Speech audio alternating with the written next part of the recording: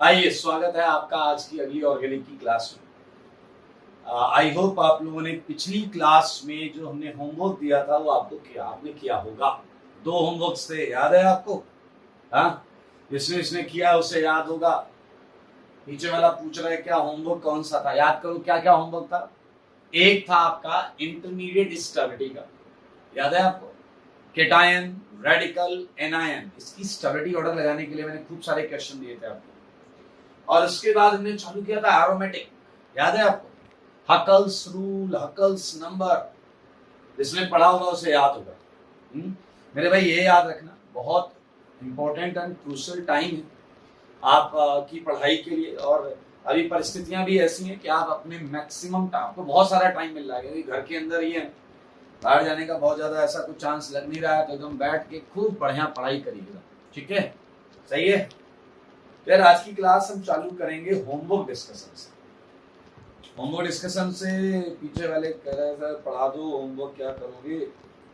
Homework कर लेते हैं डिस्कस, ठीक है? करें होमवर्क डिस्कस।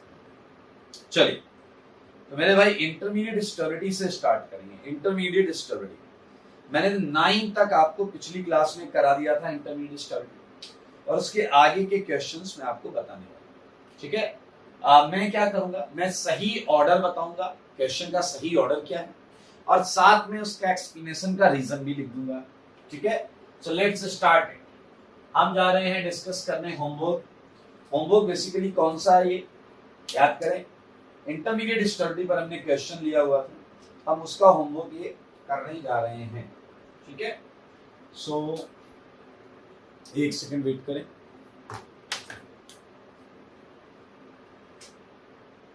हाँ, let's start homework discussion. Intermediate stability है जैसा कि मैंने पहले बताया है, and starting with question number 10th question जो है, देखिए क्वेश्चन आपके पास है, बहुत आराम से आप देख सकते हैं। आंसर है 1, 2, 3, और 11th का भी अगर आप आंसर देखें और 12th का आंसर देखें, तो 11th के पीछे रीजन है plus H effect, plus H effect, और उसमें भी जो डिसाइडिंग फैक्टर है वो है बॉन्ड स्ट्रेंथ, बॉन्ड स्ट्रेंथ, ठीक है? ये है 10th का आंसर। आंसर है 1, 2, 3, और 1, 2, 3 के पीछे क्या रिस्पॉन्सिबल है? देखिए रेजोनेंस किसी में नहीं हो रहा। 10वें क्वेश्चन को देख लो, 3 एल्काइल कैटायन दिए हुए, रेजोनेंस किसी में नहीं हो रहा है, तो हाइपर कंजुगेशन तीनों में हो रहा है।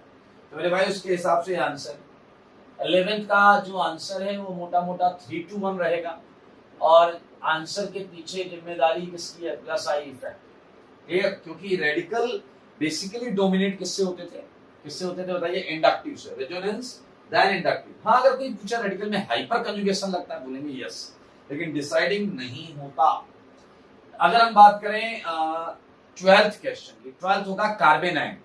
कार्बेनाइन में ना रेजोनेंस हो रहा है ना आपका क्या हो रहा है? Hyper conjugation. तो मेरे भाई यहां आपका जो आंसर आएगा दैट वुड बी व्हाट? 1, 2, 3, और ऑब्वियसली ये क्या है? प्लस आई इफेक्ट का इनवर्स, इनवर्स, क्योंकि प्लस आई इफेक्ट उसे क्या करेगा? डिस्टेबलाइज करेगा। मेरे भाई क्वेश्चन आपको याद होना चाहिए, याद करो, इसी पर आपको लगाने थे सारी चीजें। CH2, देखिए एक बार CH3 था, एक बार CD3 था, यहाँ पर क्या आ गया? पलट के लिख दो इसे आप, पलट के। ये ऐसा लिखा हुआ है CH3, CH2 plus, CD3, CH2 plus, CD3, CH2 plus. मेरे भाई क्वेश्चन आप अपनी कॉपी से देखो। तो ये इसका है केटायन का है, यहाँ पर रेडिकल लगा लो, उसका ऑर्डर ये, एनायन का ऑर्डर ये। अगर आपने कॉपी पे देखा हो तो 13th क्वेश्चन हमने क्लास में कर लिया था, 13th क्वेश्चन कर लिया था। 14, 15 का आंसर मैं बता दे रहा हूँ। 14 का आंसर बिल्कुल वही आएगा जो 13 का आंसर था, 3 to 1, और 15 का आंसर जो है वो आएगा आपका 1, 2, 3, और दोनों का रीजन सेम है। वो क्या है? हाइब्रिडाइजेशन। क्या है भाई साहब? हाइब्रिडाइजेशन। इस पर हमने बहुत अच्छा डिस्कशन किया था क्वेश्चन नंबर 13 पर, आप देख भी सकते हैं। हाइब्रिडाइजेशन से डिसाइडिंग फैक्टर आया है, हाइब्रिडाइजेशन से डिसाइडिंग फैक्टर आया भाई लोग। Now moving ahead for next question 16th। चलो मैं क्वेश्चन भी थोड़ा थोड़ा लिख देता हूँ। मेरे भाई बहुत आराम से क्वेश्चन कर सकते हैं। आप इस क्वेश्चन को देखिए, बताओ क्या इसमें कोई केटायन रेजोनेंस कर रहा है क्या? कोई केटायन रेजोनेंस कर रहा नहीं कर रहा है, हाइपर कंजुगेशन कर रहा है। इसके कितने अल्फा एच हैं? 1। इसके कितने अल्फा एच हैं? 3 3 2। इसके कितने अल्फा एच हैं? 3 और 1 4। मेरे भाई अंधे आदमी को भी समझ में आ जाए, आप देख लीजिए, साफ साफ दिख रहा है। इसका जो आंसर आएगा वो क्या आएगा? 2। यहाँ पर 3 3 6 2 8 अल्फा एच, 8 अल्फा एच। यहाँ 4 अल्फा एच और यहाँ 1 अल्फा एच है। मजाक हो रहा है यहाँ पर। जवाब है 2 3 1 और रीजन है plus H effect, plus H effect. 17 मेरे भाई बहुत सिंपल है, सेम इसी के तर्ज पर है। आंसर आएगा 2 3 1 और जवाब होगा प्लस आई इफेक्ट। रेडिकल्स में हाइपर कंजुगेशन डिसाइडिंग नहीं होता। एनायन की बात करें, आंसर वुड बी रिवर्स, क्योंकि यहाँ पर क्या आएगा? प्लस आई इफेक्ट का inverse, plus I effect would be deciding factor. बहुत आसान क्वेश्चन है ये क्वेश्चन देख लें आप। 18 तक हमने कर लिया। सिमिलरली 3 क्वेश्चन और हैं, बिल्कुल सेम है मेरे भाई, बिल्कुल सेम है, बस कंपाउंड साइक्लिक है, बस कंपाउंड साइक्लिक। अब आप फिर से देखो, क्या ये केटायन रेजोनेंस कर रहे हैं क्या? देखो देखो, बताओ क्या ये केटायन रेजोनेंस कर रहे हैं क्या? बताइए, आपको लग रहा हो कि कोई केटायन रेजोनेंस कर रहा हो तो बताओ। मेरे भाई ये हाइपर कंजुगेशन जरूर कर रहे हैं। 3 3 सॉरी, यहाँ आएगा 2 2 3 2, यहाँ आएगा 2 और 1 और यहाँ आएगा 1। सेम तरीका है भाई साहब। इतने ज्यादा अल्फा एच होंगे उतनी ज्यादा क्या होगी? स्टेबिलिटी। तो बताइए आंसर क्या आ गया? सबसे ज्यादा यहाँ है तो 1 1 2 3, रीजन प्लस एच। रेडिकल का भी करोगे तो क्या आएगा? 1 2 3 रीजन प्लस आई। एनायन का करोगे तो क्या आएगा? 3 2 1 रीजन प्लस आई। मेरे भाई यहाँ देखो, ये 3 तरफ से इसे इलेक्ट्रॉन मिलेंगे, सही है। इसमें 2 तरफ से मिलेंगे, इसमें एक ही तरफ से, तो उसके हिसाब से भी बहुत आराम से किया जा सकता है। 21 के बाद मुझे याद आ रहा है हमने 22 23 24 कर लिया था और सबका आंसर एक आया था 1 > 2 1 > 2, क्योंकि आपको याद हो सब में रेजोनेंस। तो मेरे भाई अब बात आती है 25। थोड़ी सी बुद्धि लगाओ। 25 26 27 तीनों का आंसर सेम आएगा और तीनों का आंसर है 1 > 2 और वजह है रेजोनेंस। सारे देखो, 25 में केटायन में पहले में रेजोनेंस है, दूसरे में नहीं, तो पहला अच्छा। रेडिकल में भी पहले में रेजोनेंस होगा, दूसरे में नहीं, अच्छा। एनायन में भी पहले में रेजोनेंस, दूसरे में। भाई साहब क्या बात है। आइए हम करेंगे 28 क्वेश्चन। 28 क्वेश्चन हमने पढ़ा हुआ है पहले, ध्यान से देखिए सारे लोग। ये केटायन, आपको पता है ये केटायन किस ऑर्बिटल में होगा? ऑब्वियसली आउटर ऑर्बिटल में होगा, बाहर वाले ऑर्बिटल में। और अब याद करो, हमने एक चीज पढ़ी थी, s orbital character in outer orbitals, percentage s orbital in outer orbitals. याद करो, मैंने आपको बताया था कि 3 की रिंग की जो बाहर की बॉन्ड्स होती हैं, इनमें s परसेंटेज s बहुत ज्यादा होता है। मैंने आपको लिखाया बेयर्स स्ट्रेन एंगल के बाद में, ये हमने लिखा हुआ लास्ट में, बॉन्ड एंगल से निकाला था कि मेरे भाई बाहर वाली बॉन्ड में s ऑर्बिटल कैरेक्टर बहुत ज्यादा होता है।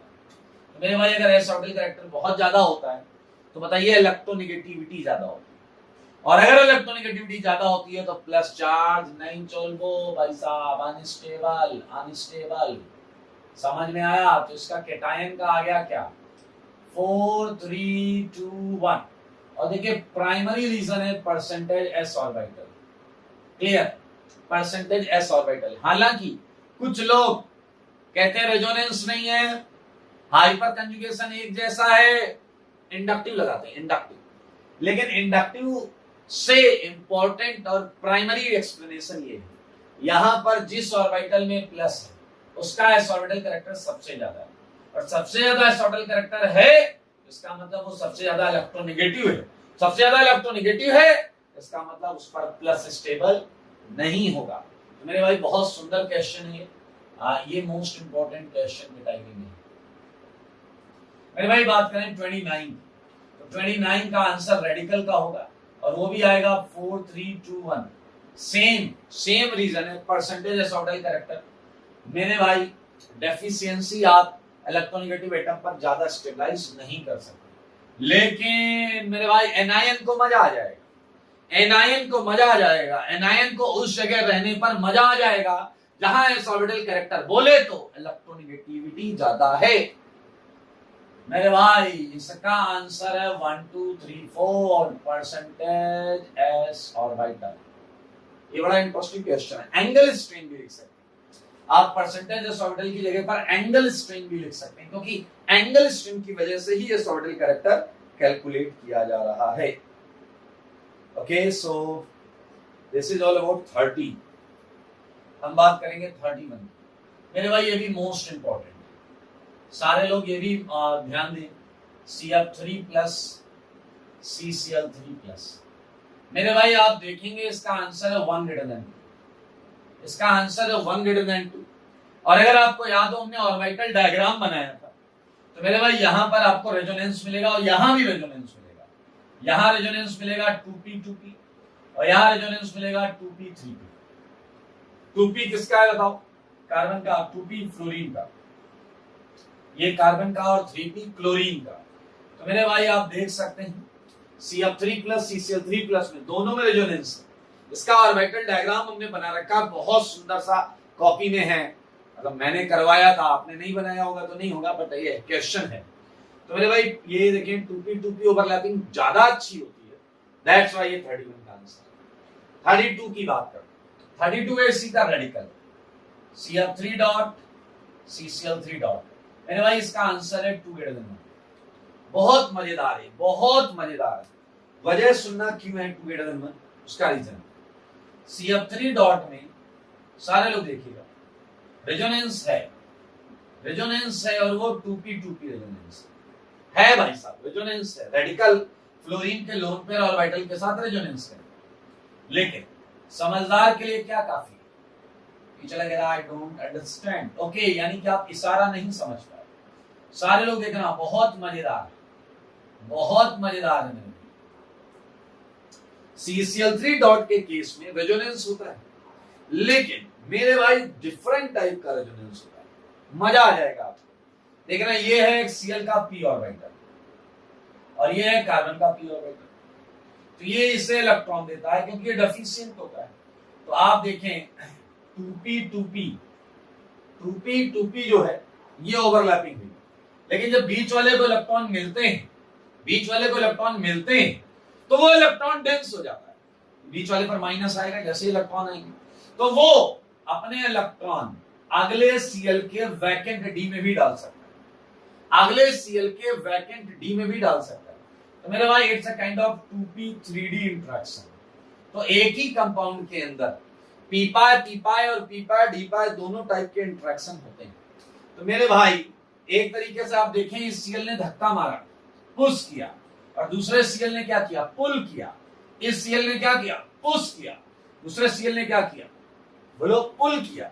मेरे भाई इसलिए बेहतरीन बुक्स में इसे पुश पुल इफेक्ट लिखा जाता है, पुश पुल इफेक्ट। और याद रखें, radical with push pull effect is very very stabilized, बहुत ज्यादा स्टेबल। ये देखें एक सुंदर सा question, push pull effect. Why it is push pull?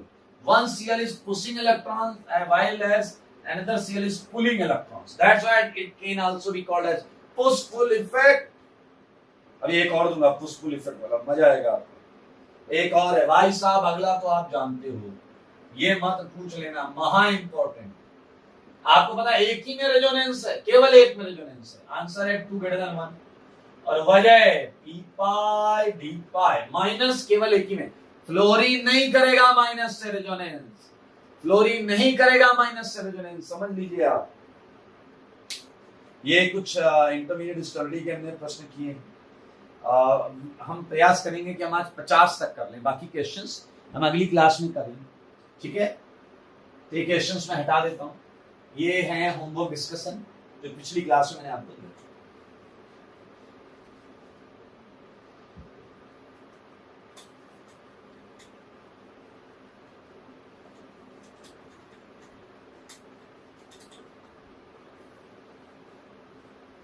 आई 33 से आगे बढ़िए मेरे भाई। जो कॉन्सेप्ट बताया गया है वो लगाते रहिए, जवाब आपको मिलता रहेगा, ठीक है। सो आफ्टर 33 क्वेश्चंस,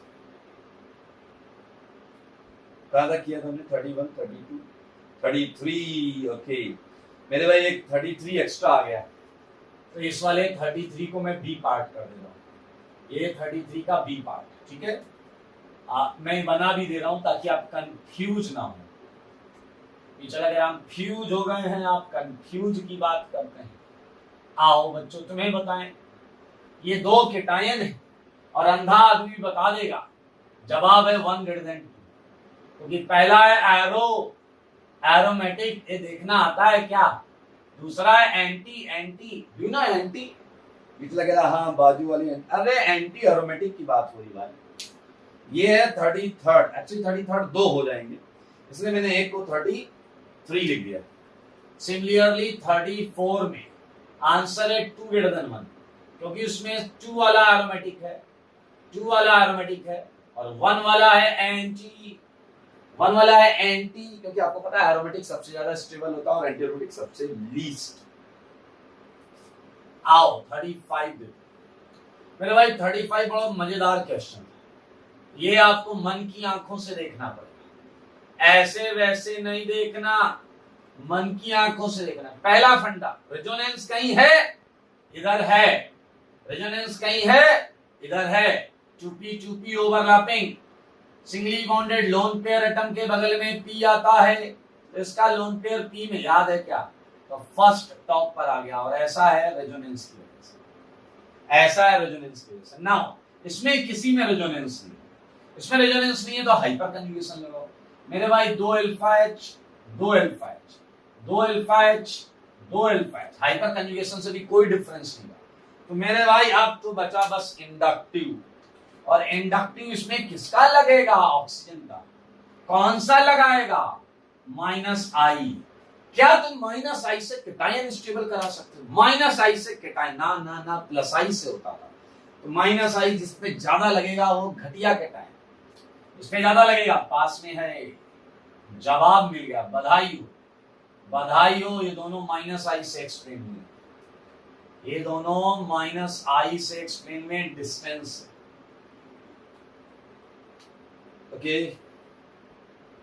अगले क्वेश्चन पे चलें। अच्छा, इसी का रेडिकल और एनायन सेम फंडा, सेम फंडा, सेम फंडा, सेम एक्सप्लेनेशन। इसी का एनायन, मेरे भाई एनायन में रेजोनेंस किसी में नहीं होगा, एनायन जब यहां माइनस माइनस माइनस होगा, किसी में रेजोनेंस नहीं। सेकेंड, हाइपर कंजुगेशन एनायन में होता ही, सीधा -I लग जाएगा, तो ये सबसे पास में होगा, तो आंसर होगा 1, 2, 3, and all only single reason that be -I, that would be -I। सारे लोग देखें 38 हमने कर लिया था सर, बताओ जरा 38 हो गया था क्या। 38 देखिए, ये देखिए सल्फर, ये प्लस चार्ज, सल्फर ये प्लस चार्ज, ये प्लस चार्ज। मेरे भाई बताओ किसमें रेजोनेंस है, आप एक आंसर दो, किसमें रेजोनेंस। अगर आप ध्यान से देखो ना तो सब में रेजोनेंस, सब में रेजोनेंस। मैं बताता हूँ ना, यहाँ ये ऑक्सीजन से करेगा, कौन सा करेगा 2p2p, यहाँ ये सल्फर से करेगा, कौन सा करेगा 2p3p, यहाँ ये करेगा 2p2p, और यहाँ ये करेगा 2p3p। मेरे भाई अंधा भी अब आंसर बता दे, अंधा भी बता दे आंसर। चला कह रहा हूं मैं आंख बंद करके ट्राई करता हूं, अरे मत करो, ऐसे भी आ रहा, सबसे ज्यादा रेजोनेंस यहाँ है, तो इसका जवाब क्या आ जाएगा, 312 आएगा, 312 आएगा। देखिए 312 1, क्योंकि 2p2p ज्यादा अच्छी ओवरलैपिंग होती है 2p3p से। मेरे भाई 2p2p या p जैसा हमने पढ़ा था ऑर्बिटल डायग्राम में, हम बिल्कुल उसी कॉन्सेप्ट को यूज कर रहे हैं, ठीक है। नाउ टॉकिंग अबाउट इसका कौन सा पार्ट है हमारे पास, एनायन पार्ट, इसका एनायन पार्ट भी है, तो सारे लोग देखिएगा वो और मजेदार होगा, माइनस माइनस ये देखिएगा।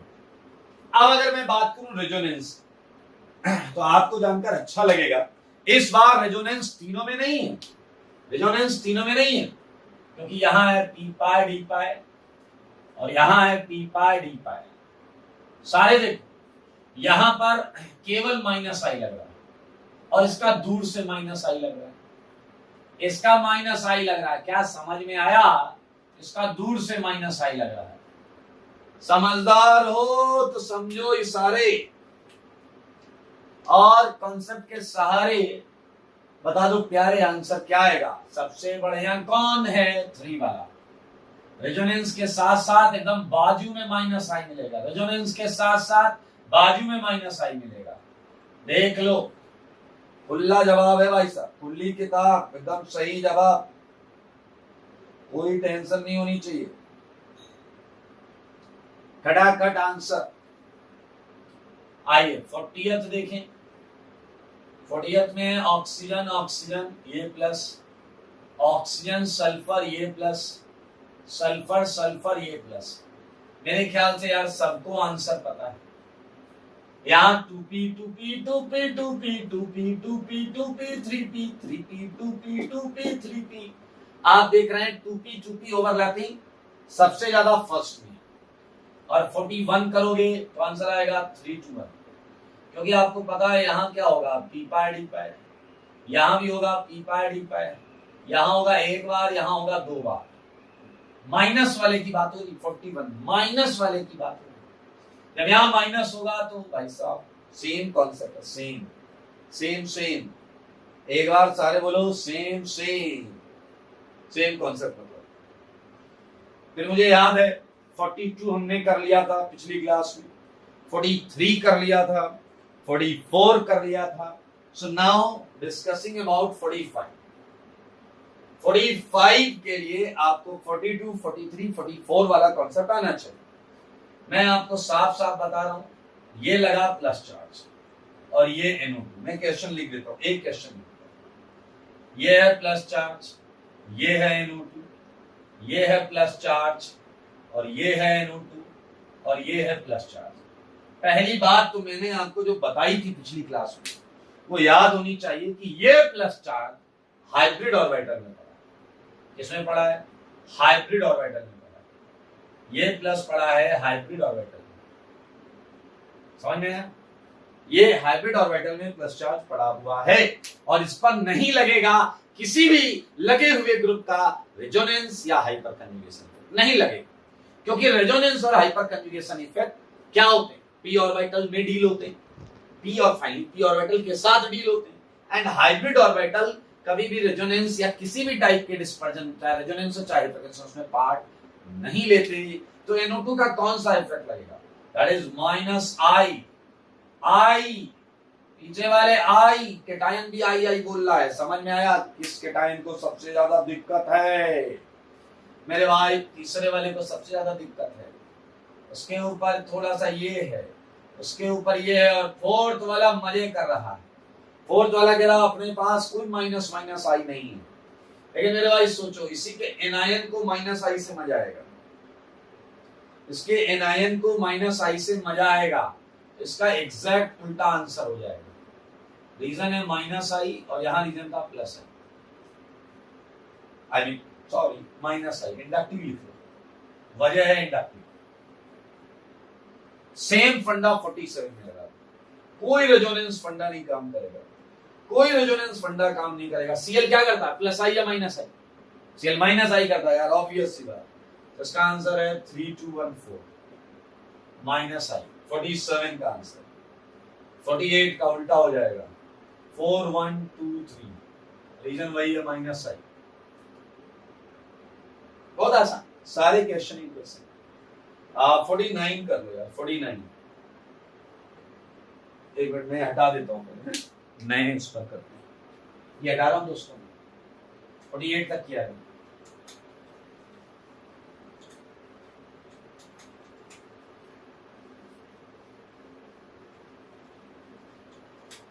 ओके चले भाई, 49 देखो, 49 49 क्वेश्चन में फिर से हाइब्रिड ऑर्बिटल में चार्ज पड़ा हुआ है। हाइब्रिड ऑर्बिटल में चार्ज ये क्या है? OMe। आपको पता है कोई भी ग्रुप हो किसी भी टाइप का, वो ना रेजोनेंस कर पाएगा ना हाइपर कंजुगेशन कर पाएगा, केवल होगा तो इंडक्टिव होगा, केवल होगा तो इंडक्टिव होगा। मेरे भाई साफ साफ देखो, ये माइनस आई कर रहा है और बहुत पास में लगा है, ये भी माइनस आई कर रहा है थोड़ा दूर लगा है, ये प्लस आई कर रहा। अरे अंधे को भी समझ में आ गया सबसे अच्छा कौन है।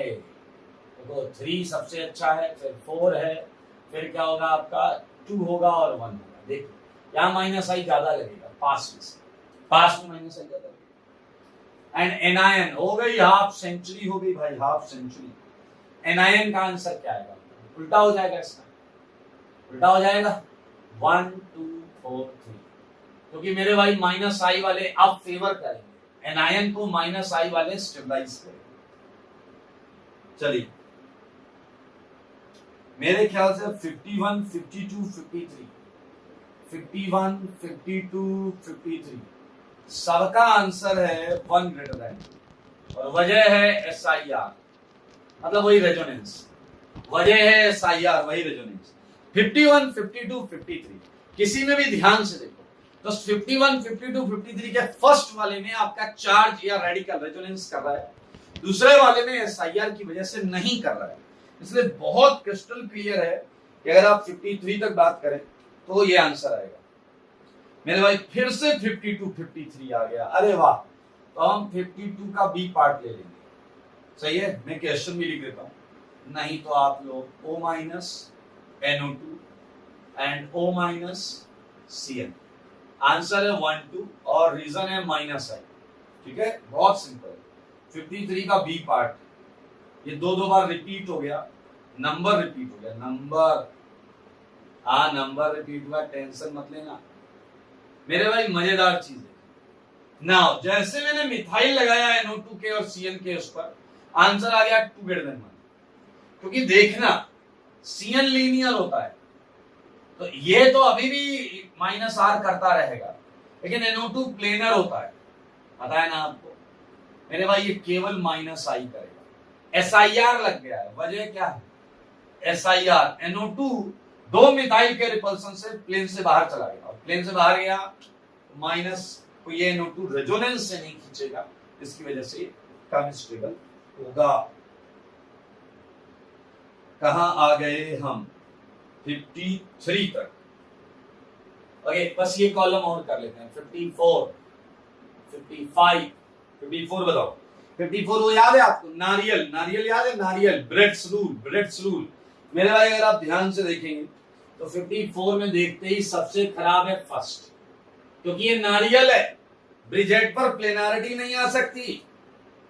तो मेरे भाई इसलिए इसका आंसर क्लियरली है 2 3 1। 2 और 3 में कैसे कंपेयर किया, कौन बताएगा? 2 और 3 में कैसे कंपेयर किया? Hyper conjugation. सोचो सोचो, 2 3 में कैसे कंपेयर किया? बताइए बताइए, 2 3 में कैसे कंपेयर किया? हाइपर कंजुगेशन से, हाइपर कंजुगेशन से कंपेयर किया। मेरे भाई रेडिकल का आंसर अगर हम देखें तो सेम आएगा 2 3 1। इसमें भी 1 नारियल होगा, इसमें भी 1 naरियल होगा। मजेदार बात, एनायन का आंसर होगा 3 2 1, लेकिन इसमें ये नारियल नहीं होगा। मैं लिख देता हूं 1 नारियल होगा, याद है आपको नारियल? यहां भी 1 नारियल होगा, याद है आपको?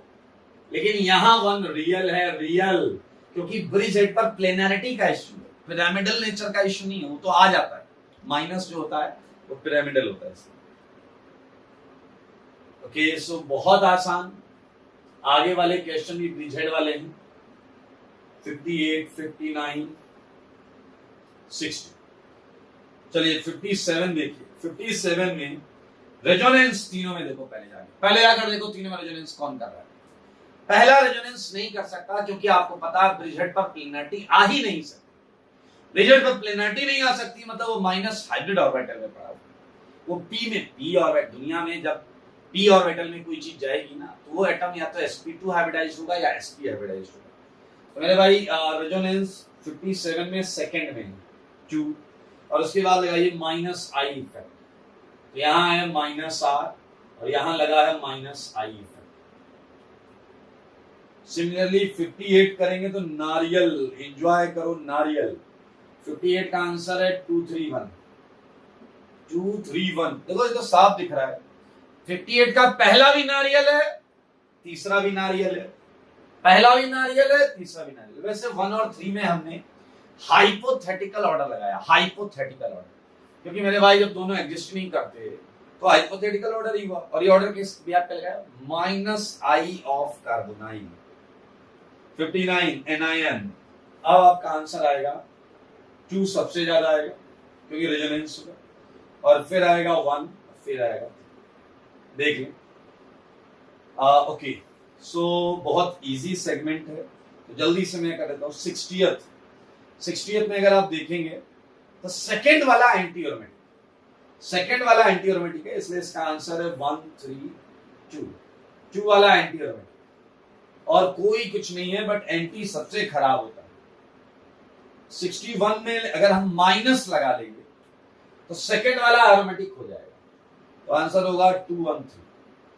सेकंड वाला एरोमेटिक हो जाएगा। एरोमेटिक पढ़ा लो भाई, इतना तो पढ़ा था। अच्छा, एंटी आप नहीं देख पा रहे हो तो अभी बस आप ये देखो कि जो एरोमेटिक नहीं है, अभी आज हम पढ़ लेंगे। वैसे 62 हमने किया हुआ है, कहां पर किया था? Sigma resonance.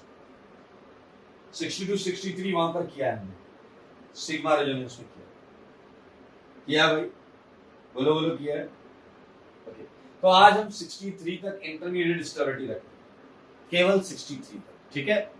63 तक इंटरमीडिएट स्टेबिलिटी, तो इसके 8-10 क्वेश्चन वो कर लीजिएगा, और एरोमेटिक वाले क्वेश्चंस आप जरूर करके लगे। हालांकि एरोमेटिक क्वेश्चन में मैंने केवल 18 क्वेश्चंस आपको दिए हैं, अभी मैं और क्वेश्चंस दूंगा, और वहां अगर आपको याद हो तो मैंने 2 पेज का गैप छोड़ा। आप सबको याद है 2 पेज का गैप था, हकल्स रूल के बाद 2 पेज का गैप। तो अब हम वहां से कंटिन्यू करेंगे। तो आपने क्या किया है, पहले पूरी थ्योरी लिखी, 2 पेज का गैप है, उसके बाद आपने 18 एग्जाम्पल लिखे। तो वो जो 2 पेज का गैप है अब हम उसमें लिखें, ठीक है। अब हम उस 2 पेज के गैप में लिखने जा रहे हैं। आइए, आपको याद है कि किसी कंपाउंड के एरोमेटिक होने के पीछे क्या क्या रूल थे? चलो बताओ बताओ, मैं सुन रहा हूं, क्या क्या रूल थे, बोलो। कंपाउंड को क्या होना चाहिए? बोलो बोलो, सुन रहा हूं, बोलो। Compound must be what?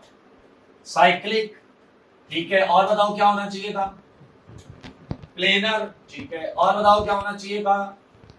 Conjugated, ठीक है। और बताओ क्या होना चाहिए था? Huckel's number, Huckel's rule.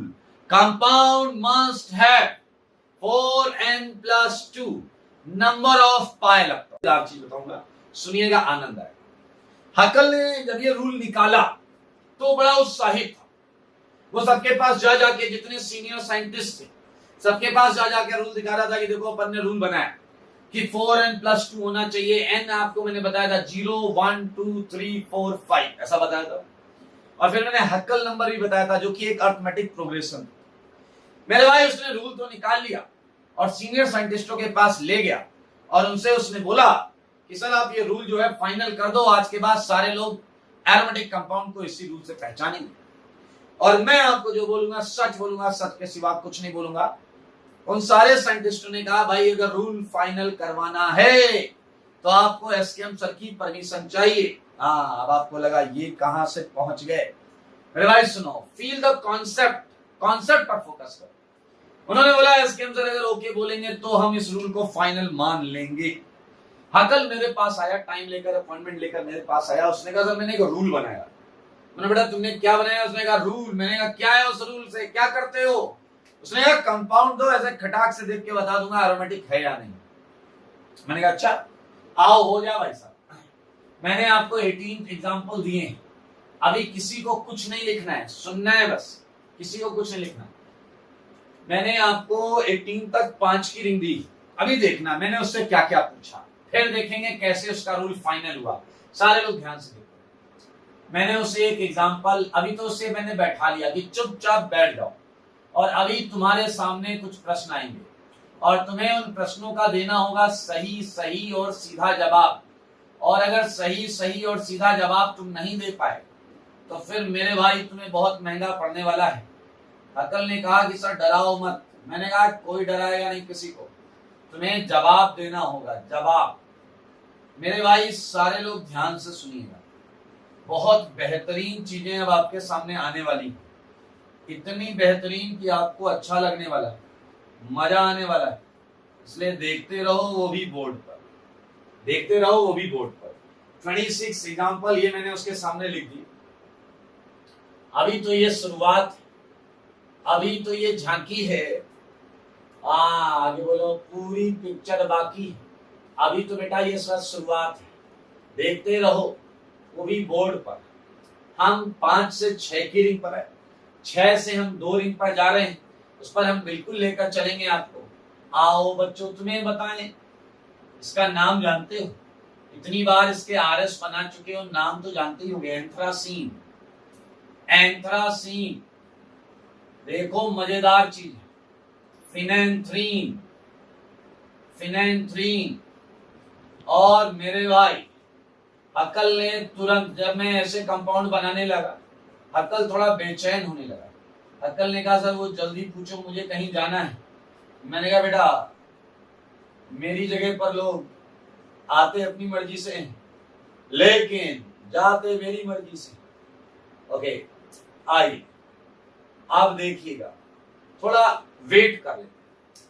मैंने हक्कल से कहा बेटा हक्कल चलो बताओ कि क्या 21 एरोमेटिक है क्या? ध्यान से सुनना। मैंने उससे पूछा बताओ क्या 21 एरोमेटिक है क्या? मुस्कुराया, कह रहा सर साइक्लिक है, चेक। प्लेनर है, चेक। कंजुगेटेड नहीं है। मैंने कहा क्यों नहीं है कंजुगेटेड? कह रहा ये बीच में sp3 कार्बन आ गए, दो बीच में 2 कार्बन sp3 आ गए। तो मेरे भाई इसका रेजोनेंस इससे हो ही नहीं सकता, इसका p ऑर्बिटल इससे टच कर ही नहीं सकता। उसने कहा जब ये कंजुगेशन नहीं है तो मेरे भाई उसने बोला सर ये एरोमेटिक नहीं है, नहीं है ये एरोमेटिक, ना ना। और ये उसका जवाब सही था, उसका जवाब सही था। मैंने कहा बेटा एक और बताओ। कह रहा सर एक ही तो पूछना था आपको। मैंने कहा नहीं 22 बताओ। उसने कहा साइक्लिक है, चेक। प्लेनर है, चेक। कंजुगेटेड है, इधर भी पी, इधर भी पी, इधर भी पी, इधर भी, हर जगह पी ऑर्बिटल। फिर उसने कहा इसके इलेक्ट्रॉन गिन लो, 2 2 4 2 6। बताओ 6 इज ए हक्कल नंबर और नॉट? 4n + 2 = 6 कर दो। n आपका हमेशा इंटीजर होना चाहिए, नॉन फ्रैक्शन होना चाहिए, नॉन फ्रैक्शन। मेरे भाई आप देखें यहाँ इंटीजर आएगा तो मेरे भाई वो चिल्ला कर बोला एरोमेटिक है, ये एरोमेटिक। मेरे भाई एरोमेटिक है, अच्छी बात। मैंने उससे कहा बेटा एक और बताओ। उसने कहा सर आप पढ़ाते जा रहे हैं अपनी डिमांड। मैंने कहा 27 पढ़ा, 27 सारे लोग देख। उसने कहा साइक्लिक, प्लेनर, कंजुगेटेड सब चेक। उसने कहा इलेक्ट्रॉन गिनते हैं, पाई बॉन्ड कितनी? 1 2 3 4 5। 5 पाई बॉन्ड में इलेक्ट्रॉन कितने? 10। और बताओ 10 हक्कल नंबर होता है या नहीं होता है? 10 हक्कल नंबर होता है या नहीं होता? होता है मेरे भाई। 4n + 2 = 10 कर दो, n आ जाएगा आपका 2।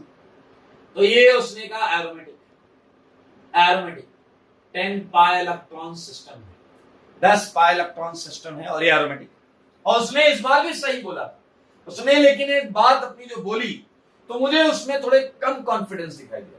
उसने कहा ये एरोमेटिक होना चाहिए। मैंने कहा क्लियर है या नहीं? होना चाहिए वाली बात नहीं, थोड़ा सोच के बोलता है एरोमेटिक है, चलो मान लो एरोमेटिक है। मैंने कहा अच्छा ये वाकई एरोमेटिक। अब सुनना ध्यान से, समझ में आया? आई मैंने उसे कहा 31 बता।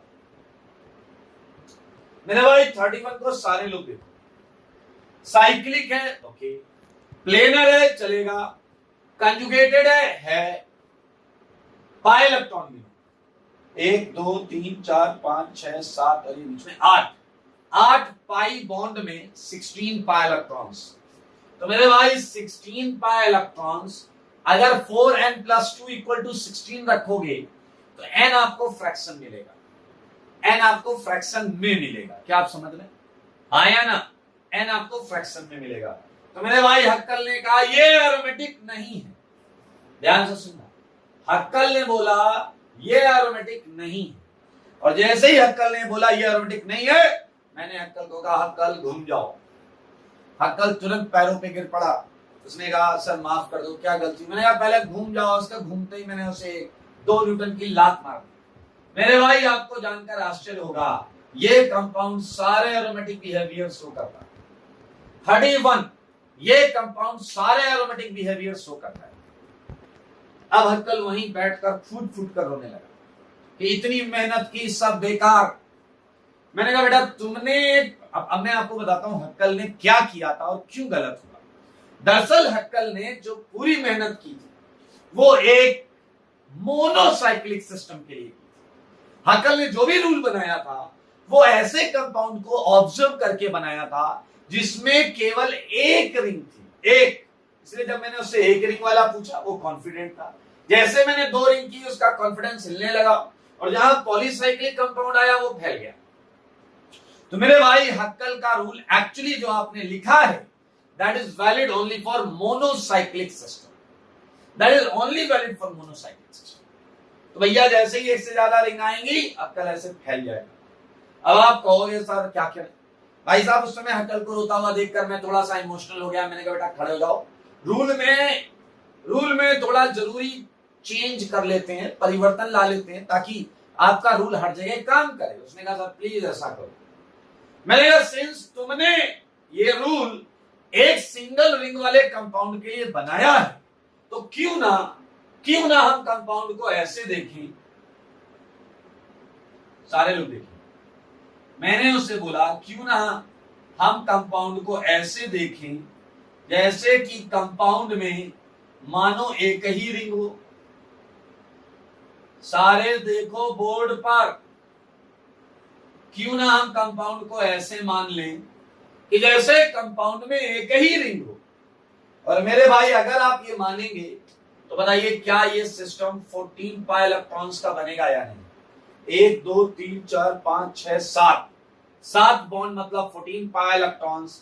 यानी कि अब आप कंक्लूजन निकाल सकते हैं। आप बिल्कुल ये कंक्लूजन निकाल सकते हैं कि सर क्या आपके कहने का मतलब है कि बीच वाली पाई बॉन्ड बाहर वाली पाई बॉन्ड से बहुत ज्यादा ओवरलैपिंग नहीं कर रहा है। यस, मैं यही कहना चाह रहा हूं। एक्चुअली टोटल इलेक्ट्रॉन गिनना बेवकूफी होती है। हक्कल रूल आपने जो लिखा है थ्योरी वहां पर हम आ रहे हैं जहां मैंने 2 पेज का गैप छोड़ाया था। दरअसल हक्कल रूल का जो एक्चुअल मतलब है वो मैं यहां लिखने जा रहा हूं। 4n+2 is not total pi electrons in any compound। 4n+2 क्या होना चाहिए उसे ध्यान से देखिए। आपको हमेशा 4n+2 क्या देखने हैं, सुनना। पाई इलेक्ट्रॉन्स कहां देखने, वो देखो। लार्जेस्ट सबसे बड़ा कंजुगेटेड भी हो। पेरीफेरी होती है बाउंड्री, ठीक है। मेरे भाई ये याद रखना कि इन तीनों का इंटरसेक्शन चलेगा। Largest, conjugated, periphery. केवल लार्जेस्ट लेकर मत भागना। लार्जेस्ट के साथ पेरीफेरी। एक इतनी बड़ी पेरीफेरी है, एक इतनी बड़ी पेरीफेरी। अगर ये वाली कंजुगेटेड है वो वाली नहीं है तो हमें इसी को देखना है। लार्जेस्ट कंजुगेटेड पेरीफेरी पर आपको 4n+2 number of pi electron देखने हैं। मेरे भाई ये है रूल, ये है काम का रूल। समझो बात को, क्वेश्चन के जज्बात। मेरे भाई इस रूल को आपको समझना होगा, मन से समझो। ये एरोमेटिक है। और अब अगर मैं आपसे पूछूं 32 तो मेरे भाई 32 में बीच में 2 कार्बन sp3 है, लेकिन सही मायने में हमें उन कार्बन को देखना भी नहीं, हमें उन कार्बन को निहारना भी नहीं है। वो 2 कार्बन हैं वो हमारी काउंटिंग में आएंगे ही नहीं, क्योंकि लार्जेस्ट कंजुगेटेड पेरीफेरी में है 14 electrons. That's why it is aromatic. और सुन लो बात को, ये एरोमेटिक और ये क्वेश्चन भी 14 पाई इलेक्ट्रॉन सिस्टम का है। 14 पाई इलेक्ट्रॉन सिस्टम का। तो हक्कल रूल की असलियत जानना बहुत जरूरी था। और ये देखिए हमने असलियत यहां पर लिखी हुई है। 4n+2 पाई इलेक्ट्रॉन्स जो हमें चाहिए वो लार्जेस्ट कंजुगेटेड पेरीफेरी के होने चाहिए। एक बहुत अच्छा क्वेश्चन करा था। Look at 24। We have actually 2 boundaries देखो बाउंड्री कौन कौन सी, we actually have two boundaries. बताओ बताओ बताओ, बोल दो कौन कौन सी दो बाउंड्री हैं और तुम किधर देखोगे, बोल दो किधर देखोगे। हाँ आइए, एक आप देखें, आई होप आपको ब्लू कलर दिख रहा है। एक पेरी फेरी ये ब्लू लेवल वाली है, एक पेरी फेरी ये ब्लू लेवल वाली है, सारे देखो। और एक पेरी फेरी ये वाली है। तो मुझे बताओ तुम रेड लेवल वाली पेरी फेरी के पीछे भागोगे या ब्लू लेवल वाली पेरी फेरी के पीछे भागोगे। देखो देखो आपके सामने प्रश्न, आप रेड लेवल वाली पेरी फेरी के पीछे भागोगे या ब्लू लेवल वाली पेरी फेरी के पीछे भागोगे, ये बताओ।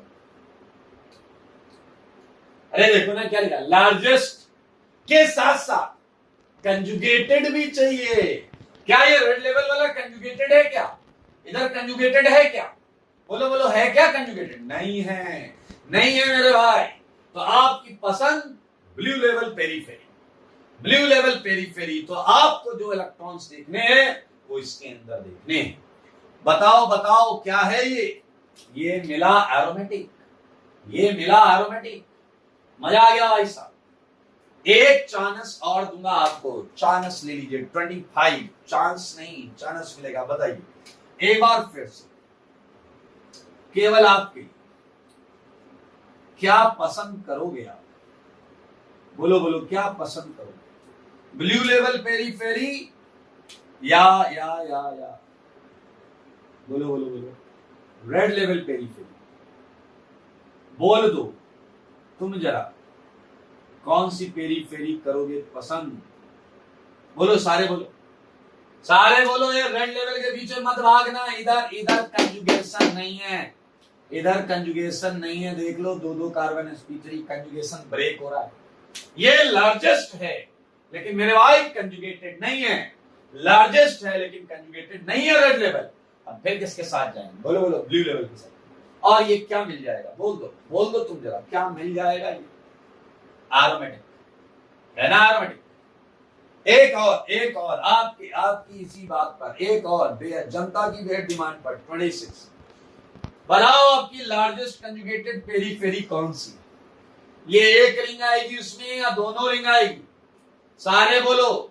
लार्जेस्ट के साथ साथ कंजुगेटेड भी चाहिए, एक रिंग आएगी या ये पूरी रिंग आएगी, बोलो। और जवाब है आपका एक रिंग। कौन सी, आजू वाली आएगी या बाजू वाली आएगी, जवाब है आजू वाली, क्योंकि मेरे भाई यहां कंजुगेशन नहीं, sp3 कार्बन, इधर भी sp3 कार्बन। तो मेरे भाई ये आंसर एरोमेटिक है क्योंकि केवल लेफ्ट वाली रिंग है। लुक एट 27 हम कर चुके हैं लेकिन फिर भी देखें, क्या आप समझ रहे हो, यहां लार्जेस्ट कंजुगेटेड पेरीफेरी ये वाली होगी। अरे क्यों ना हो, लार्जेस्ट भी है कंजुगेटेड भी है पेरीफेरी तो है। आई थिंक आप समझ गए हैं प्रश्न को, क्वेश्चन के जज्बात को, बहुत अच्छी बात है। So we just get it what is actual Huckel's rule, और वो हमने वहां लिखा है, इसका स्मार्ट यूज करेंगे तो बहुत बेनिफिट होगा। जैसा कि हम एरोमेटिक कंपाउंड देखते हैं वैसे ही मेरे भाई एक चीज हम और देखते हैं, वो होता है एंटी एरोमेटिक कंपाउंड। क्या होता है भाई लोग बोलो, एंटी एरोमेटिक कंपाउंड। तो वो जो 2 पेज का गैप है ना, वहां ये लिखेंगे, ये तो एग्जांपल के साथ लिखे हैं। एंटी एरोमेटिक कंपाउंड की मैं एक डेफिनेशन देता हूं, साइक्लिक कंपाउंड्स, जैसी डेफिनेशन मैंने एरोमेटिक के लिए लिखी थी ना, वैसी डेफिनेशन है लिखो। Cyclic compounds which are highly unstable, then its open chain analogous system are known as anti-aromatic compound, are known as anti-aromatic compound, are known as anti-aromatic compound. याद करो एरोमेटिक में क्या था, साइक्लिक वाला ज्यादा स्टेबल था, यहां क्या है, साइक्लिक वाला हाईली अनस्टेबल है। एग्जाम्पल मारता हूं मैं आपके ऊपर, ये लो, ये देखो देखो सारे देखो, ये है स्टेबिलिटी ऑर्डर। अब आप ये सोचोगे, आपने बोल दिया हम मान ले क्या ये स्टेबिलिटी ऑर्डर है, मत मानो, समझो मेरे भाई। इस कार्बन पर अगर मैं आपसे कहूं एंगल स्ट्रेन बताओ, तो बताओ ये कार्बन डबली बॉन्डेड है, तो इस पर हाइब्रिडाइजेशन क्या होना चाहिए आपके हिसाब से, बोल। sp2 sp2 होता है ना डबल बॉन्ड वाला कार्बन, तो बॉन्ड एंगल कितना होना चाहिए, 120। लेकिन आपको पता है 4 की रिंग में कितना होता है, 90 डिग्री। तो मेरे भाई डिफरेंस कितना है, चाहिए 120 है 90, तो मेरे भाई बताओ हर कार्बन 30 डिग्री का एंगल स्ट्रेन हो रहा है या नहीं हो रहा है, बताओ 30 डिग्री का एंगल स्ट्रेन हर जगह है या नहीं, मतलब बॉन्ड होनी चाहिए 120 पर, पड़ी है 90 पर, मेरे भाई एंगल स्ट्रेन तो है। जबकि आप कहोगे यहां भी एंगल स्ट्रेन है, ना भाई ना, ऐसी बात मत करो ऐसी बहकी बात। मैं आपको बताऊं, सिंगल बॉन्ड के अलोंग चीजें अपने आप को एडजस्ट कर लेती है। ये सिंगल बॉन्ड के अलोंग ये रोटेट हो सकता नहीं, होता है। और आप देखें मेरे भाई यहां 120 का एंगल चाहिए, 120 का एंगल ये अटेन कर लेता है, साइक्लिक ना होने का ये सिर्फ फायदा नहीं। तो ये एंटी एरोमेटिक कंपाउंड है। और जैसा कि हमने एरोमेटिक कंपाउंड में पढ़ा था, condition for a compound to be aromatic, वैसे ये कंडीशन यहां पढ़ दी जा रही है। वो क्या है देखिए, condition for anti aromatic compound, anti aromatic compound. आपको जानकर अच्छा लगेगा, एरोमेटिक होने की कंडीशन और एंटी एरोमेटिक होने की कंडीशन में 4 कंडीशन थी, उसमें 3 बिल्कुल सेम। कौन कौन सी? First cyclic, second planar, third conjugated. ये एरोमेटिक की भी है, एरोमेटिक की भी यही है, बस डिफरेंस है हक्कल वाले बात में। मेरे भाई यहां होता है 4n pi number of electrons, 4n pi number of electrons, और एरोमेटिक में क्या था 4n+2। मेरे भाई बस इतना फर्क है। हाँ एक और फर्क, यहां पर जो n की वैल्यू होती है वो 0 नहीं होती, 1 2 3 dash dash dash dash dash ये चलता। तो मेरे भाई जैसे एक anti aromatic compound, look at एक क्वेश्चन करते हैं, इसी बात पर एक क्वेश्चन करते हैं। आओ बच्चों 28 करें। 28 में फंडा, हक्कल का फंडा फिक्स है, हक्कल का फंडा फिक्स है, चाहे 4n पाई हो चाहे 4n+2 हो। आपको क्या लगाना है, सारे देखो यहां पर फिर से मैं लिख रहा हूं, largest conjugated periphery, largest conjugated periphery लगाना है। अब आओ देखो जरा 28 में लार्जेस्ट पेरीफेरी जो है, क्या वो कंजुगेटेड है या नहीं? जो लार्जेस्ट पेरीफेरी है क्या वो कंजुगेटेड है या नहीं? है, हर जगह कंजुगेशन है। कितने इलेक्ट्रॉन है मेरे भाई? यहां इलेक्ट्रॉन है 8 pi electron, 8 pi electron 4n का मल्टीपल है। एंटी बुलाओ से, anti aromatic, anti aromatic, anti aromatic है, एंटी एरोमेटिक कर लोगे, आसान है, बहुत आसान है। 3 कंडीशन तो एरोमेटिक और इसकी सेम है, चौथी कंडीशन जो है वो डिफरेंस क्रिएट। मेरे भाई मैं कुछ क्वेश्चंस हटा देता हूं, ठीक है, कुछ क्वेश्चंस इसमें से हटा देता हूं।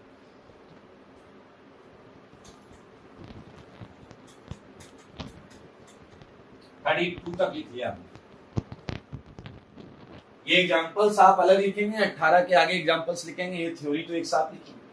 मेरे भाई एंटी एरोमेटिक के लिए कुछ नोट में पॉइंट लिखे, बहुत मजेदार पॉइंट्स, आपको अच्छे लगेंगे, ध्यान से सुनना क्या है ये पॉइंट्स। पहला पॉइंट, अगर मैं बात करूं स्टेबिलिटी ऑर्डर की, stability order of analogous compound, सारे लोग देखें एनालॉगस कंपाउंड, तो बताओ एक कंपाउंड एरोमेटिक है और एक कंपाउंड एंटी एरोमेटिक, तो कौन सा ज्यादा स्टेबल है?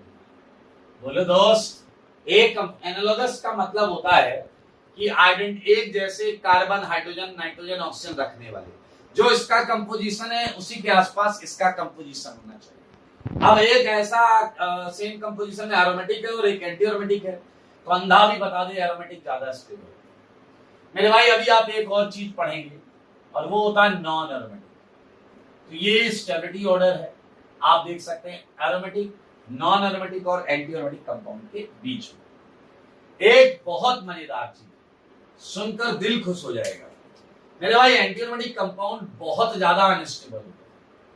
ये इतने अनस्टेबल होते हैं कि इसके बारे में एक बात श्योर है, इनके बारे में श्योर नहीं, इसके बारे में तो श्योर है, इनके बारे में श्योर नहीं है, इसके बारे में श्योर है। क्या ये इतने अनस्टेबल हैं कि ये एक्चुअली रूम टेम्परेचर पर एग्जिस्ट ही नहीं करता।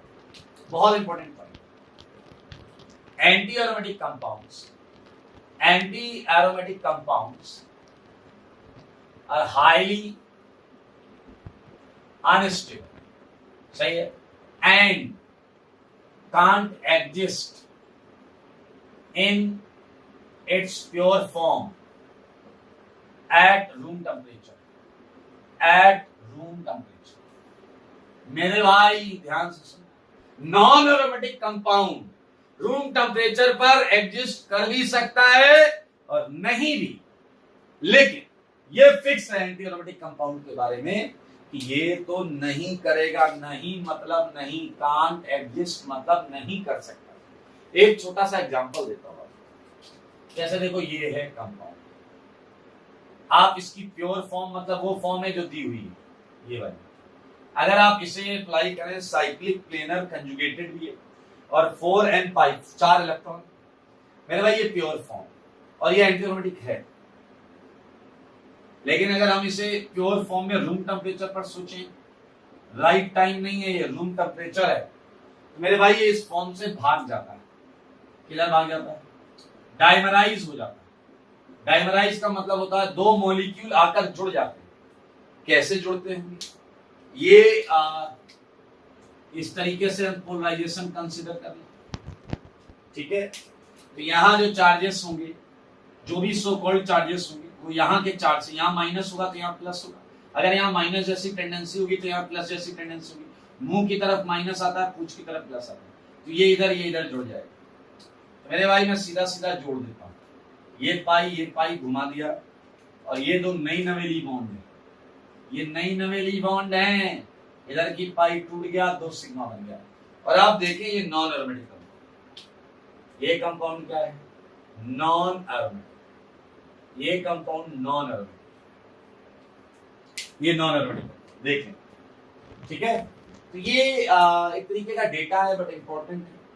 एक पॉइंट और सुनना, बहुत मजेदार पॉइंट है, वो पॉइंट सुनना। और अगला पॉइंट भी ऑब्जर्वेशन है लेकिन आपको समझ में आएगा। वो ये है कि मेरे भाई एक एंटी एरोमेटिक कंपाउंड ये वाला जो इसमें, अच्छा बताओ, दुनिया में कोई चीज हो रही है तो वो स्टेबिलिटी अटेंड करने के लिए हो रही है या अनस्टेबिलिटी अटेंड करने के लिए हो रही है? कॉमन सेंस का क्वेश्चन। स्टेबल होने के लिए हो रही है या अनस्टेबल होने के लिए? सब कुछ स्टेबल होने के लिए हो रहा है। अच्छा मान लो आपके पड़ोस में एक बंदा रहता है, उसके 2 पैर है।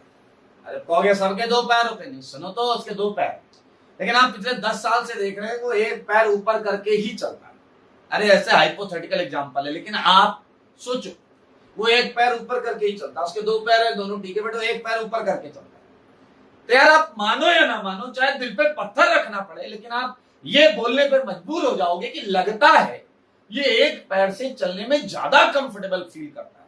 ये आपको कंक्लूजन देना पड़ेगा, आपको एक्सप्लेन करना है सिचुएशन को, then you have to explain it कि भाई कुछ भी होता होगा दुनिया में, सारे कंपाउंड 2 पैर पर खुश होते होंगे, बट ये कंपाउंड ऐसा है जो, आइए कुछ देखकर हम उसे एक्सप्लेन करें।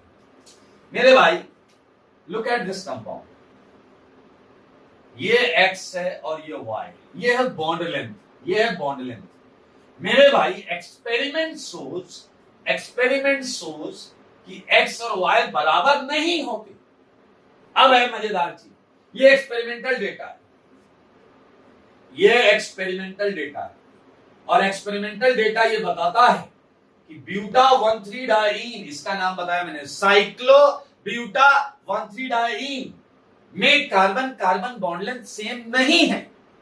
अब आप बुद्धि लगाओ, यहां भी पी ऑर्बिटल, यहां भी पी ऑर्बिटल, यहां भी पी ऑर्बिटल, यहां भी P orbital, P P P P, 4 P orbital है, ये पी पी टच कर रहा है तो इसे भी टच करना चाहिए था, लेकिन ये टच नहीं कर पा रहा है उस एक्सटेंट में जिस एक्सटेंट में ये कर रहा है, क्योंकि अगर ये उसी एक्सटेंट में कर रहा होता तो बॉन्ड लेंथ सेम आनी चाहिए थी, लेकिन बॉन्ड लेंथ सेम नहीं आई। कंक्लूड करो इसके क्या मतलब हुआ, क्या यहां पर चारों पी ऑर्बिटल सेम एक्सटेंट तक ओवरलैप कर रहे हैं? जवाब है नहीं कर रहे हैं, ये तो फैक्ट दिख रहा है, क्योंकि अगर ओवरलैप कर रहे होते तो बॉन्ड लेंथ क्या होती, सेम होती। तो मेरे भाई अब ऑर्बिटल को रेजोनेंस का मौका था, लेकिन उसने रेजोनेंस नहीं किया। तो दुनिया में हर चीज स्टेबिलिटी के लिए होती है, तो यानी कि एंटी एरोमेटिक कंपाउंड रेजोनेंस न करके स्टेबल है। मेरे भाई ये बहुत बुक्स में लाइन लिखी है, समझ लें, इस तरीके से कंक्लूड किया जाता है। मैं लिख रहा हूं बॉन्ड लेंथ डेटा सजेस्ट, ये क्या सजेस्ट करता है, दैट anti-aromatic compounds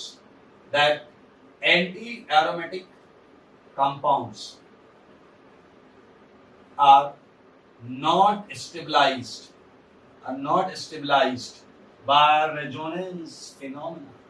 देखो भाई साहब, देखो क्या मजेदार बात निकल के आई है, केवल इस डेटा से प्रूफ हुआ, क्योंकि अगर ये रेजोनेंस स्टेबलाइज्ड होता तो यहाँ चारों पी ऑर्बिटल एक जैसा रेजोनेंस करते और बॉन्ड लेंथ सेम आई होती, ऐसा नहीं है। चलते चलते सेगमेंट पर हम आ चुके हैं। ऐसा देखा गया है कि एंटी एरोमेटिक कंपाउंड्स जो हैं, एंटी एरोमेटिक कंपाउंड्स जो होते हैं, दे बिहेव्स लाइक बायोरेडिकल बायोरेडिकल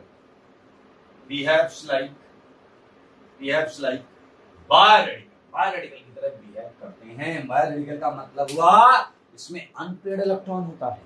क्या होता है इसमें, अनपेयर्ड इलेक्ट्रॉन। ओके, तो मेरे भाई ये एक सिंपल सी चीज आपने यहां अभी भी समझी। एंटी एरोमेटिक कंपाउंड की कुछ इंफॉर्मेशन थी इंटरेस्टिंग, वो मैंने आपको दी। अब एक लास्ट और छोटी कैटेगरी है, 2 मिनट की कैटेगरी है, नॉन एरोमेटिक कंपाउंड। आपको याद होगा मैंने बोला था एरोमेटिक होता है, ये पढ़ लिया नॉन एरोमेटिक कंपाउंड। इसकी डेफिनेशन भी बहुत आसान है, जो कंपाउंड एरोमेटिक ना हो और एंटी एरोमेटिक ना हो, नॉन एरोमेटिक। इसकी कंडीशन भी कोई नहीं है, आप बस चेक करना, अगर वो एरोमेटिक नहीं है और एंटी नहीं है तो non aromatic. Compounds which are neither aromatic and nor anti-aromatic, सही है, are known as non-aromatic compound। एक मजेदार ऑब्जर्वेशन है, मजेदार। मुझे एक बात बताओ, मैंने आपको साइक्लो कंपाउंड दिया, 3 की रिंग, 4 की रिंग, 5 की रिंग, 6 की रिंग, 7, 8, 9, 10, 11, 12, खूब सारी रिंग। बताओ कौन सी रिंग प्लेनर रहने के, अच्छा इन रिंग्स में डबल बॉन्ड भी है, इन रिंग्स में पाई बॉन्ड भी है।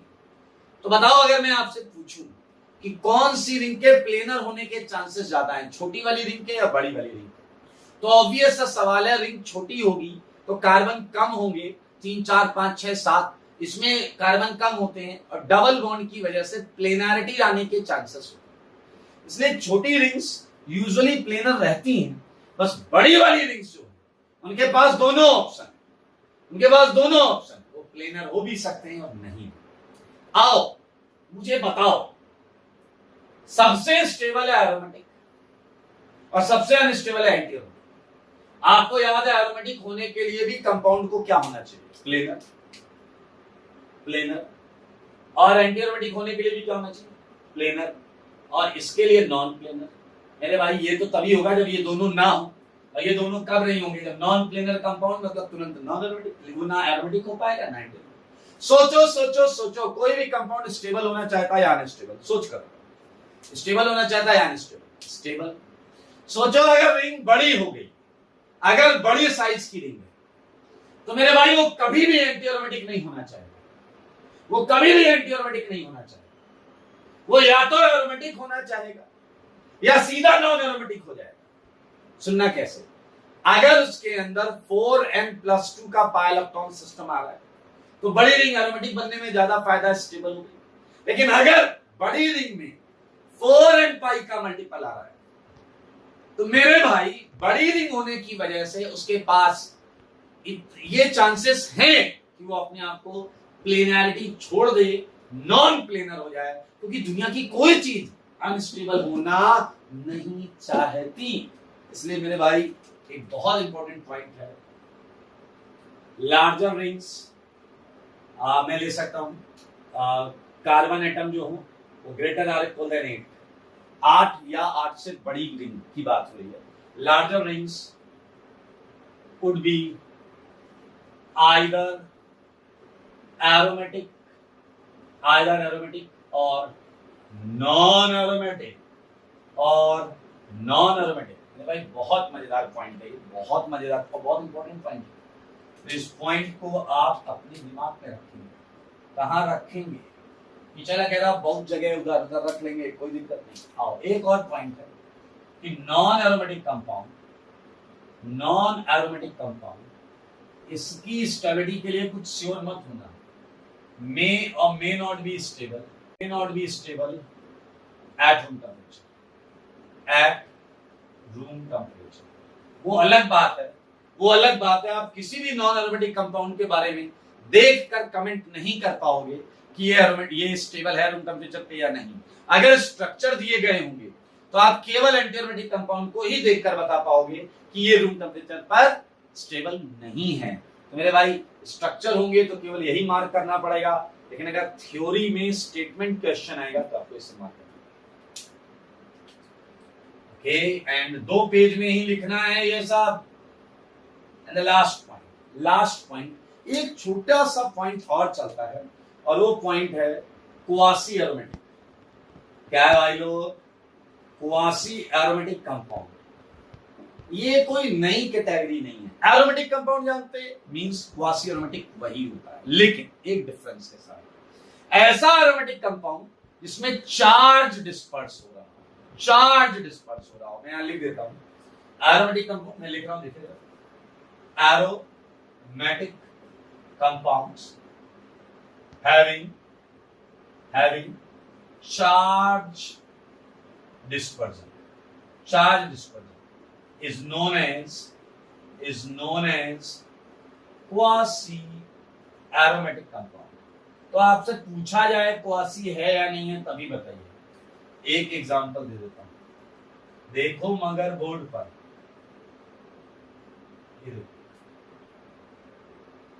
देखो मगर बोर्ड पर मेरे भाई ये कंपाउंड का जो आरएस है, इसे अगर आप थोड़ा मन से देखें, मन से, क्या आप देख पाए? क्या आपको पता है कि इसमें एरोमेटिसिटी में ये प्लस चार्ज घूमेगा, ये प्लस चार्ज घूमेगा। एरोमेटिक भी है, 6 पाई इलेक्ट्रॉन सिस्टम, तो ये एरोमेटिक भी है। तो मेरे भाई हमने एरोमेटिक की थ्योरी कर ली और हमने एग्जांपल शायद 34 के आसपास ये हैं। तो अब आप सारे कंपाउंड्स में aromatic, anti aromatic, non aromatic ये निकाल के लाएंगे। इंटरमीडिएट स्टेबिलिटी के बचे हुए क्वेश्चन और ये हम अगली क्लास में डिस्कस करेंगे। नेक्स्ट क्लास में मैं ये एग्जांपल्स, इसके और एग्जांपल्स करेंगे, 20 एग्जांपल्स एरोमेटिक के और करेंगे और उसके बाद हम चालू करेंगे most important acid and base theory. ठीक है, क्लियर है? Acid and base theory.